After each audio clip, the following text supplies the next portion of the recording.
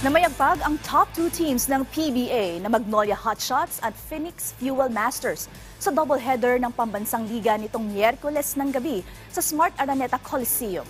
Yan ang ulat ni Rafael Bandairel ng PTV Sports. Galing sa kanilang unang talo ngayong season, isang matinding bounce-back win ang nakuha ng Magnolia Hotshots nitong Miyerkules ng gabi. Dominante ang performance ng number 1 team sa PBA ng tambakan ng Terra Firma Jeep 104-91. Pinangunahan ni Ian Sanggalang ang kanyang koponan matapos gumawa ng 18 points na may kasampang 9 rebounds.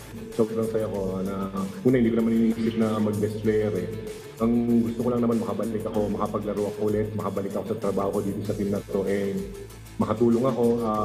Sa isip ko yung mag-best player, wala naman. So, kasi madami na nag-step up sa amin sa team namin. So kahit sinong gamitin mo pwede. So ayun, bonus na lang to para sa akin.